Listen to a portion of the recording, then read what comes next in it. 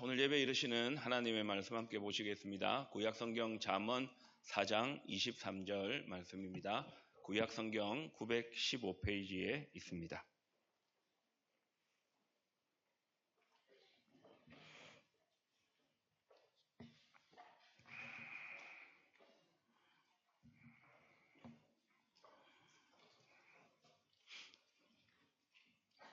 구약성경 잠언 4장 23절 한 절 말씀인데요. 하나님께서 우리에게 주시는 말씀입니다. 함께 낭독하겠습니다. 모든 지킬 만한 것 중에 더욱 내 마음을 지키라. 생명의 근원이 이에서 남이니라.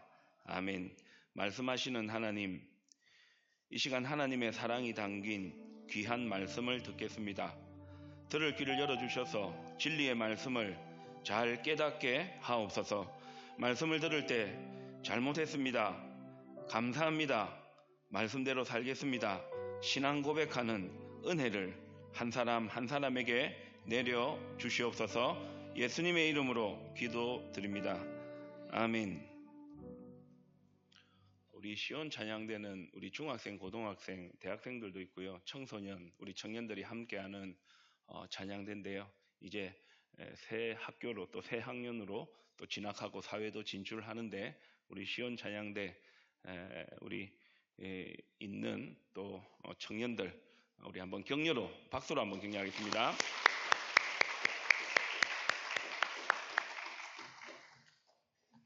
화면 한번 보시기를 바랍니다. 공통된 한 단어가 있죠. 저 안에 들어갈 단어가 무엇일까요? 예, 뭐 그 정도는 다 아는 건데 굉장히 아는 것처럼 말씀하시는데 보십시오. 마음입니다. 그런데 잘 보십시오. 마음이라는 단어가 공통적으로 들어가는데 두 문장은 정반대의 내용입니다. 마음먹기에 달렸다는 것은 의지대로 된다는 가능성을 보여주고 있고 마음먹은 대로 안 된다는 것은 한계가 있어서 그렇게 안 된다 하는 내용입니다. 그런데 이 두 문장은 평소에도 우리가 쓰는 내용인데요. 이 내용에서 반대의 의미를 갖고 있지만 또 공통적인 주제는 하나 있습니다. 뭐냐 하면 마음이 중요하다. 마음이 중요하다. 일상을 살면서 그리스도인으로서 신앙생활을 하면서 마음이 중요하다는 것을 저와 여러분은 잘 알고 있습니다. 그렇다면 마음먹기에 달렸다는 것을 알면서도 마음대로 안 되는 현실을 살아가는 저와 여러분에게 오늘 본문은 이 마음에 관한 짧은 말씀이지만 아주 깊은 영적 교훈을 담고 있습니다. 마음과 관련하여서 오늘 본문이 우리에게 가르쳐주는 두 가지 영적 교훈을 살펴보겠습니다. 마음과 관련하여 우리가 기억해야 할 첫 번째 신앙 고백은 이것입니다. 방심, 기도해야 한다. 방심, 기도해야 한다. 오늘 본문 잠언 4장 23절 상반절 말씀을 한번 보시기 바랍니다. 모든 지킬 만한 것 중에 더욱 내 마음을 지키라. 단어가 반복된다는 것은 강조하기 위함이죠. 다른 많은 것들이 있지만 그 중에서 마음이 중요한데 그 마음을 지키고 또 지켜야 한다. 저기서 지키라라는 단어는 나차르라는 히브리어인데요. 성문을 지키는 군사가 딴 생각을 하거나 졸거나 해서는 안 되잖아요. 경계를 잘 써야 되는 것이죠. 그런 의미가 바로 이 지키라, 나차르라는 히브리어의 원어인데 한글로 저렇게 번역을 한 겁니다. 그런데 유진 피터슨 목사님이 쓰신 성경을 메시지 성경, 그래서 번역해서 조금은 쉽게 우리가 본 성경처럼 받아들이지는 않지만 도움이 되는데 메시지 성경 잠언 24장 23절 상반절은 이렇게 번역을 했습니다. 두 눈을 부릅뜨고 내 마음을 지키라. 마음과 관련하여서 우리의 마음을 지키는데 어떻게 지키라고요? 두 눈을 부릅뜨고 마치 옛날에 성을 보초가 지키듯이 눈을 부릅뜨고 지켜야 된다. 그런 의미가 들어있는 것이죠. 왜냐하면 성문을 지키는 군사가 그 성문을 눈을 부릅뜨고 지키지 않으면 그 성문이 열려버리면 그 성문의 문제가 아니고 성 전체가 무너질 가능성이 많기 때문입니다. 그래서 저는 설교를 준비하면서 이 단어가 생각이 났습니다. 한번 따라서 해보시겠습니까? 방심. 놓을 방자죠. 마음 심자고. 마음을 놓아버리는 것, 마음이 딴 데가 있는 것, 이것을 방심이라 그렇게 이야기를 합니다.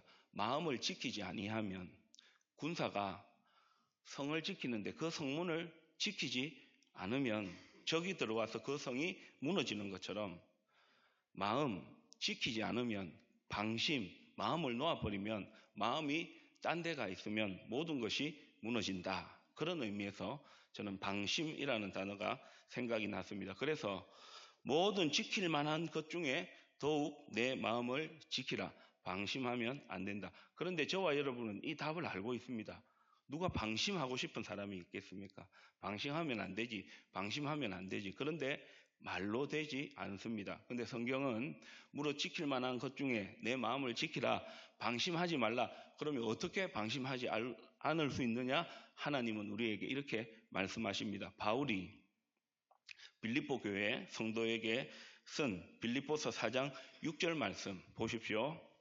말씀 잘 보십시오. 저는 저기서 방심이라는 단어가 보입니다. 물론 표면적으로 방심이라는 단어는 없습니다. 그런데 한번 잘 들여다보십시오. 저기에 저는 방심이라는 단어가 있는데 그게 뭐냐면 염려라는 단어가 방심입니다. 마음이 흩어지는 게 방심이잖아요. 염려에 집착하다 보니까 그 마음이 흩어져 버리는 거예요. 그 염려에 집착하다 보니까 오히려 그 염려에 빠져버리니까 우리의 마음이 무너지게 되는 거죠. 그때 사도 바울은 뭐라고 이야기를 합니까? 방심이 있을 때 기도해라, 간구해라, 하나님께 아뢰라. 역시 3번 반복합니다. 방심이 있을 때 믿음의 여정을 걸어가다 보고 삶의 여정을 걸어가다 보면 방심, 마음이 흩어져 버릴 때가 있어요. 마음이 딴 데 갈 때가 있어요. 그때는 방심하면 안 되지, 방심하면 안 되지 그게 아니고 기도해라, 간구해라, 하나님께 아뢰라. 그렇게 권면하고 있는 것이죠. 그러면 왜 염려 때문에 방심, 마음이 흩어질 때 기도하고 간구하고 하나님께 아뢰야 할까요? 그에 대한 답을 사도 바울은 이어서 빌립보서 4장 7절에서 이렇게 가르쳐 줍니다. 여러분 한번 읽어 주십시오.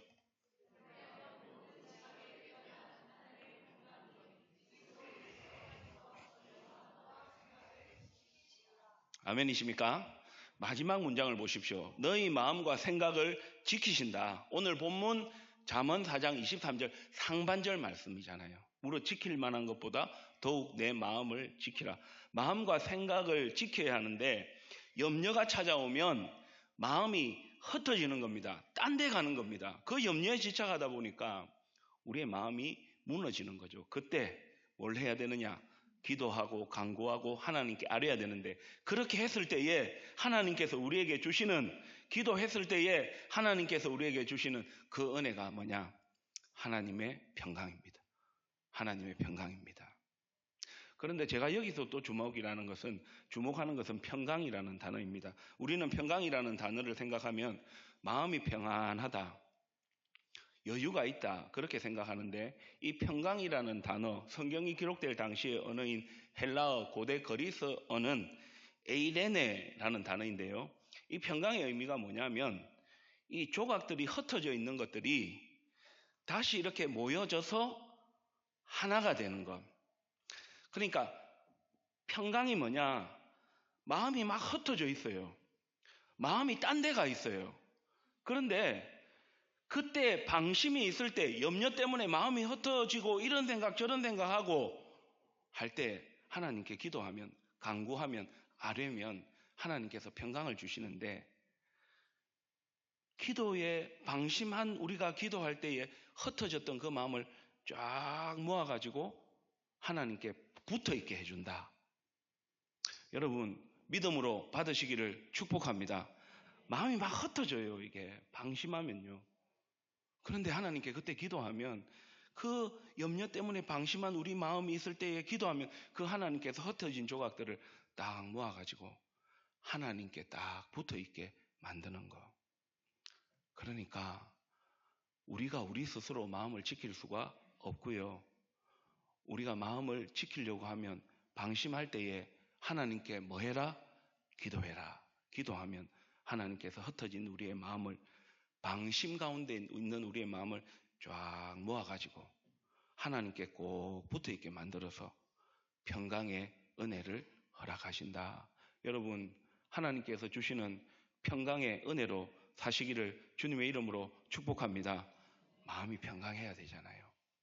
흩어진 우리의 마음이 우리 스스로 마음을 지키는 것이 아니라 하나님께서 우리의 마음을 지켜주시는데 기도하면 평강의 은혜를 주신다는 거죠. 이사야 선지자가 이 말씀을 이렇게 풀어 설명했습니다. 이사야 26장 3절 말씀 보십시오. 주께서 심지가 마음 심자 땅 지자입니다. 마음의 뿌리, 우리의 마음을 견고하게 하시는데 어떨 때 견고하게 하시느냐? 하나님을 신뢰할 때에. 하나님을 신뢰한다는 것은 방심, 염려, 마음이 쭉 흩어져 있을 때에 하나님을 신뢰해서 하나님께 기도하면 중간에 있는 두 단어 또 반복해서 나오죠.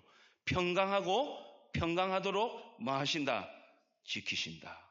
흩어져 있는 마음, 내 스스로 어떻게 할 수 없는 마음들 하나님께서 쫙 모아가지고 그 조각들을 딱 맞춰가지고 하나님께 딱 붙어있게 만든다 하는 것이 오늘 본문이 우리에게 주는 첫 번째 교훈입니다. 예수님도 방심할 때가 있으셨어요. 염려 때문에 마음이 흩어져 있을 때가 예수님도 있으셨어요.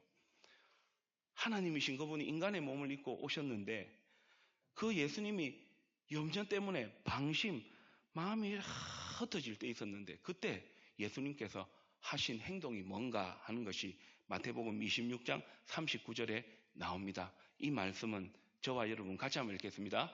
조금 나아가사 얼굴을 땅에 대시고 엎드려 기도하여 이르시되 내 아버지여 만일 할만하시거든 이 잔을 내게서 지나가게 하옵소서.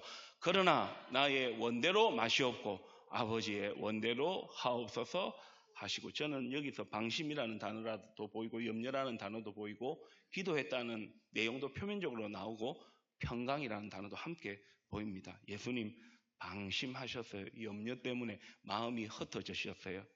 그때 예수님께서 하신 일은 뭡니까? 땅에 엎드려 기도하셨습니다. 무엇에 대한 기도입니까? 십자가에 대한 기도입니다. 예수님의 죽음은 이순신 장군의 죽음이나 나라를 위해서 목숨을 바친 분들의 죽음과 다릅니다. 이순신 장군이든 나라를 위해서 목숨을 바쳤던 고귀한 죽음인데 그분들은 나라를 위해서 일하기는 했지만 죄 때문에 이 세상을 떠났지만 예수님은 죄가 없으시잖아요. 그런데 그 예수님께서 죽으신 이유는 무엇입니까? 저와 여러분, 하나님을 떠나 죄 가운데 있었던 저와 여러분의 모든 죄를 다 짊어지시니까 하나님의 진노와 저주를 우리 예수님께서 다 받으시니까 그 죽음은 우리가 알 수 없는 비참과 고통의 그 죽음이셨는데 그 죽음 때문에 예수님께서 방심하셨어요. 염려 때문에 마음이 흩어지셨어요. 그때 예수님께서 기도하셨잖아요. 그 기도의 첫 번째 내용이 내 아버지여 만일 할만하시거든 이 잔을 내게서 지나가게 하옵소서. 십자가 안 지면 좋겠습니다.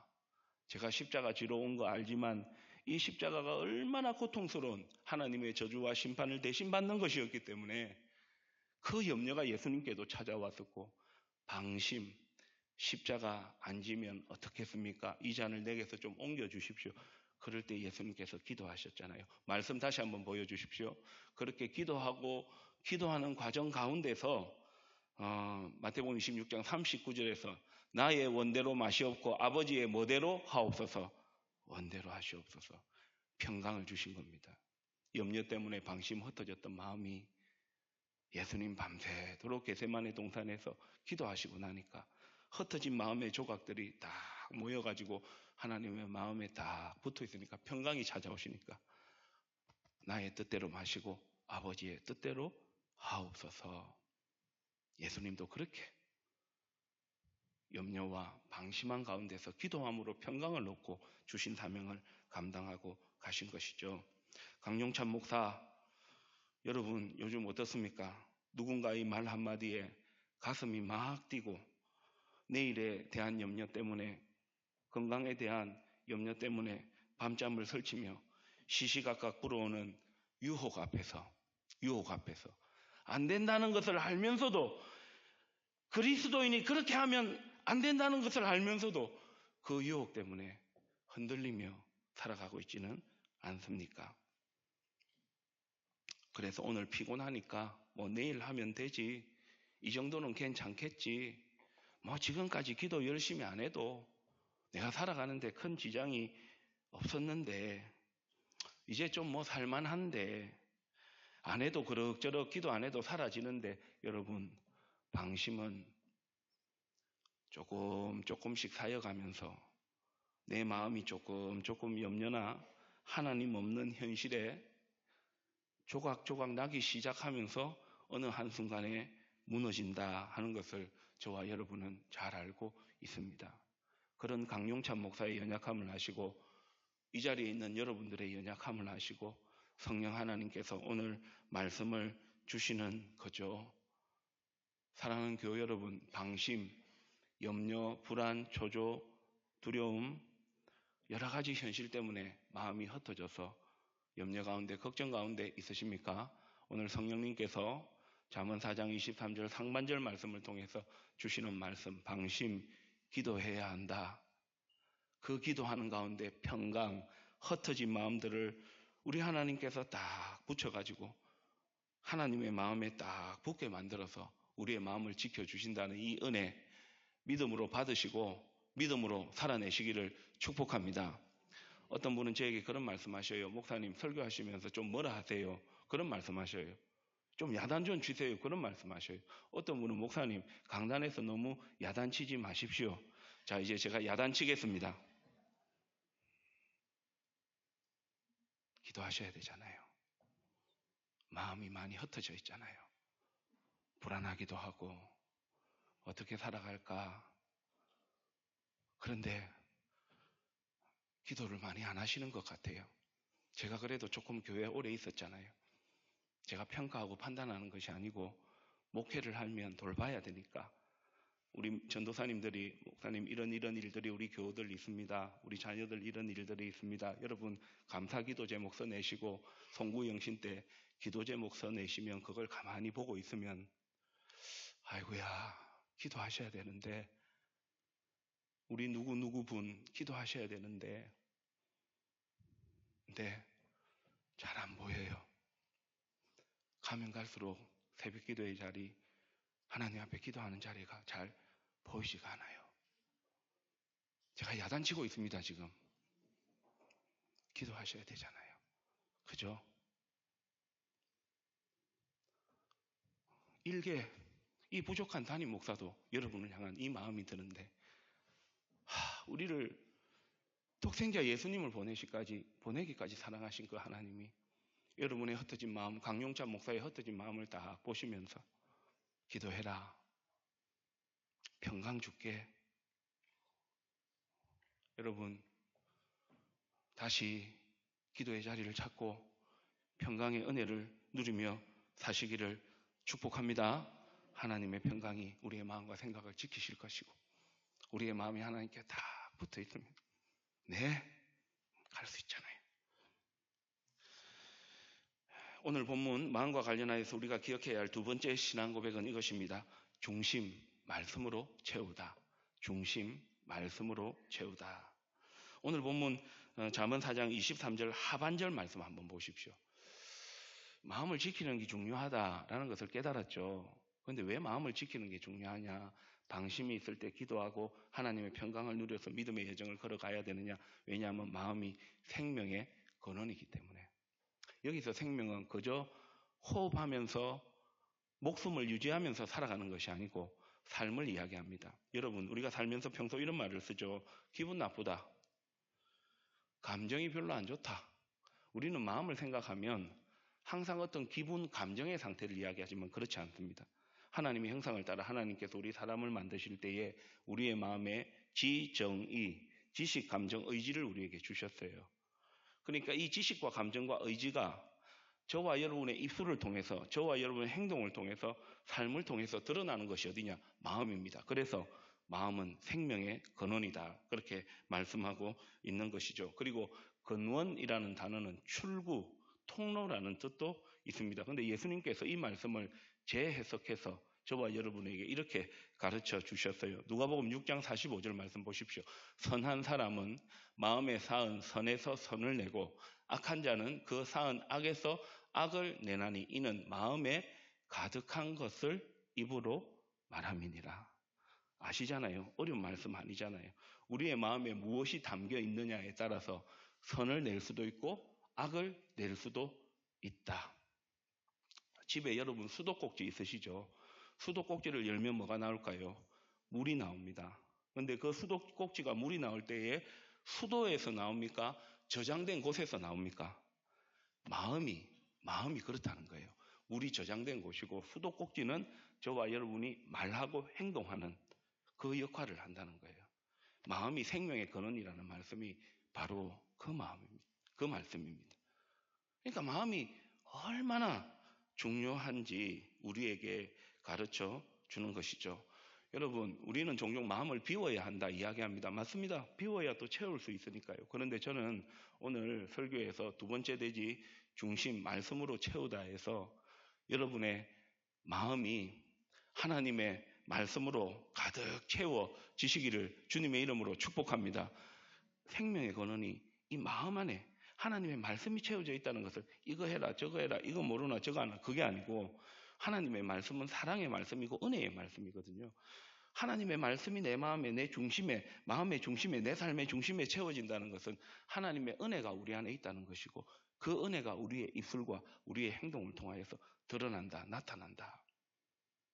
근데 우리 중심에 마음 중심에 하나님의 말씀이 없으면 하나님의 은혜가 없으면 악한 참 곁에 있는 사람들이 힘든 안 좋은 말, 안 좋은 행동 그것들이 흘러나오게 되어지고 하나님의 말씀이 생명의 근원인 우리의 마음에 있으면 하나님의 은혜가 우리의 말과 행동을 통하여 드러나게 된다는 것이죠. 요즘은 뭐 조금만 어디 묻어도 민감합니다. 조금만 내가 냄새가 난다 생각하면 그거 빨리 그거 하려고 합니다. 그런데 저와 여러분의 마음에 그 맡기 싫은 그 보기 싫은 그 더러움이 우리 안에 있어서 그것이 우리의 입술로 나온다? 우리의 삶의 행동으로 나온다? 그건 왜 우리가 좀 이거 하면 안 되는데 그런 생각이 없을까요? 머리 하나 헐크러지면 저도 그렇습니다. 머리숱이 많이 없어서 엄청 신경을 쓰죠. 그런데 우리의 마음에서 하나님의 말씀이 없고 하나님의 은혜가 없어서 그것이 우리의 말과 행동을 통하여서 나타난다. 저에게 주시는 말씀이고 여러분에게 주시는 말씀입니다. 그래서 시편 기자는 이렇게 신앙 고백했습니다. 시편 119편 11절 말씀입니다. 같이 읽겠습니다. 내가 주께 범죄하지 아니하려 하여 주의 말씀을 내 마음에 두었나이다. 내 마음에 두었나이다. 17세기 영국의 청교도 신학자이자 목회자였던 토마스 왓슨 목사님이 이런 글을 우리에게 남겼습니다. 말씀이 없는 마음은 나침반 없는 배와 같아서 감정의 파도가 치는 대로 이리저리 표류할 뿐이다. 이리저리 그 감정을 따라서 내 기분을 따라서 강용찬 목사도 감정을 따라 기분을 따라 살면요 참 통제가 안 되죠. 여러분도 마찬가지지 않겠습니까? 하나님의 말씀이 없는 마음, 그 말씀을 통해 흘러나오는 하나님의 은혜가 없는 마음에서 나오는 말과 행동, 삶이 괜찮습니까? 이게 아닌데, 이러면 안 되는데, 그래서 나침반 없는 배처럼 감정을 따라서 표류하면서 이랬다 저랬다 살아가고 있지는 않습니까? 사랑하는 교회 여러분, 예배 시간마다 하나님의 말씀을 귀로 마음으로 잘 받으시기를 주님의 이름으로 축복합니다. 말씀을 딱 들을 때 하나님 감사합니다. 하나님 잘못했습니다. 하나님의 말씀대로 살겠습니다. 우리의 중심이 마음으로 채워져서 그 말씀의 그 은혜, 하나님의 은혜가 우리의 마음에 딱 저장되어져서 그것이 우리의 입술을 통해 저와 여러분의 삶을 통해 드러나는 믿음의 삶을 사시기를 축복합니다. 거창한 결단이 아니라 매일 우리의 중심의 마음에 짧은 한 구절의 말씀이라도, 짧은 한 단어라도, 우리가 좋아하는 찬송의 그 한 가사라도, 짧은 기도라도 시작해서 하나님의 말씀이 내 안에 있어서, 그 말씀이 내 안에 있어서 하나님 앞에 믿음으로 살겠습니다. 생명의 근원인 하나님의 말씀의 은혜가 나를 통해서 흘러나가는 믿음의 삶이, 저와 여러분이 그렇게 살고 싶어하는 은혜의 삶, 믿음의 삶이 아니겠습니까? 지난주에 우리 교회 교우 두 분과 또 우리 다음 세대 자녀 우리 3명이 시술과 수술을 받았습니다. 저는 보통 수술 앞두고 기도하러 가면 이사야 41장 10절 두려워하지 말라 시작되는 그 말씀하는데, 이번에는 우리 다음 세대 자녀만 빼고 두 분에게 이 말씀을 수술 전에 낭독해드리고 기도했습니다. 갈라디아서 2장 20절 말씀인데, 내가 그리스도와 함께 십자가에 못 박혔나니 그런즉 이제는 내가 사는 것이 아니요 오직 내 안에 그리스도께서 사시는 것이라. 이제 내가 육체 가운데 사는 것은 나를 사랑하사 나를 위하여 자기 자신을 버리신 하나님의 아들을 믿는 믿음 안에서 사는 것이라. 수술대에 누워 병원에 들어갈 때 어느 누구도 따라가지 못하지만 내 안에 계신 예수님은 함께 가신다. 함께 가신다. 마음에 하나님의 말씀을 들려주고 싶었습니다. 내 몸과 내 영혼은 내 것이 아니라 예수님의 것이다. 그 예수님이 내 안에 계신다. 말씀으로 이 땅에 오신 그 예수님, 그 말씀이 내 안에 있으면 수술이라는 두려움 앞에서도, 건강에 대한 염려 앞에서도, 이유의 삶에 있어서도 말씀으로 딱 채워지면, 내 안에 예수님이 계시다는 이 은혜의 고백 가운데 세워지면 눈앞에 보이는 환경도 그 아픔도 다 이겨낼 수 있다 하는 그런 마음이 있어서 그 말씀을 전해드렸는데, 두 분 다 그 말씀을 믿음으로 잘 받으시고 수술 잘 마치시고 그러셨거든요. 이제 말씀을 마치겠습니다. 오늘은 제가 주보 칼럼에도 썼지만 3.1절이기도 합니다. 1919년 3월 1일이니까 지금으로부터 약 107년 전이죠. 107주년 3.1절인데요. 1919년 3월 1일 그 독립선언서에 서명한 33인이 있다는 거 아시죠? 근데 그 중에 16분이 그리스도인 크리스찬이었습니다. 뿐만 아니라 일본 천황에게 절하라는, 신사참배하라는 우상 숭배에 의해 그 유혹, 협박 앞에서 우리 믿음의 선배들 방심이 있었겠죠. 예수님도 방심하셨으니까요. 염려 때문에 걱정하고 고민하셨으니까요. 그러나 그 방심이 찾아왔을 때, 마음이 흩어졌을 때, 이거 우상 숭배 한번 해야 되나? 아니면 믿음을 지켜야 되나? 그때 하나님께 딱 기도했더니 그 흩어진 마음의 조각들을 하나님께서 딱 모아주셔서 하나님이 그 마음들을 딱 지켜주시니까, 중심에 하나님의 말씀을 딱 담으니까 그 고문 가운데서도, 그 목숨을 내놓는 가운데서도 일사각오의 믿음으로 딱 나가시니까 나라를 지켜내고 또 믿음을 지켜내어서 오늘 그 유산이 우리에게 내려온 것 아니겠습니까? 오늘은 또한 3월의 첫 주일이자 첫날입니다. 참 추웠던 것 같습니다, 올해는. 그런데 그 추운 겨울을 뒤로하고 봄이 시작되었죠. 우리 자녀들은 또 학기를 시작하고 하는데요. 이 새로운 시작을 알리는 은혜롭고 복된 날, 여러분 하나님의 말씀을 잘 들으십시오. 모든 지킬 만한 것 중에 더욱 내 마음을 지키라. 생명의 근원이 이에서, 마음에서 남이니라. 누군가의 말 한마디에 가슴이 철렁하고 내일에 대한 염려 때문에 밤잠을 설치며 시시각각 불어오는 유혹 앞에서 이제 대학 들어가고 이제 직장 구해야 되고 앞으로 또 미래를 열어가야 되는 우리 청년들이 있는데, 오늘 이 말씀을 꼭 기억하고 방심, 염려가 찾아오고 눈앞에 있는 현실 때문에 마음이 조각조각 흩어질 때 기도하라 하는 말씀 기억하시고, 그 기도하는 가운데 흩어진 마음의 조각을 딱 하나하나 모아주셔서 하나님께 딱 붙게 하시는 은혜로 마음을 지키시고, 생명의 근원인 우리 삶의 중심인 마음에 하나님의 말씀의 은혜가 딱 담겨가지고 그 말씀의 은혜를 쫙 흘려보내면서 새로운 학기, 또 새로운 사회 진출, 또 여러분 3월달이면 봄이 오면 한번 새롭게 시작해 봐야 되겠다. 그런 마음이 있잖아요. 꽃이 활짝 피는데요. 이 신앙 고백 붙잡고 믿음의 꽃을 활짝 피어나가시는 이번 한 주간 이 신앙 고백 붙잡고 믿음으로 승리하시는 저와 여러분이 되시기를 주님의 이름으로 축복합니다.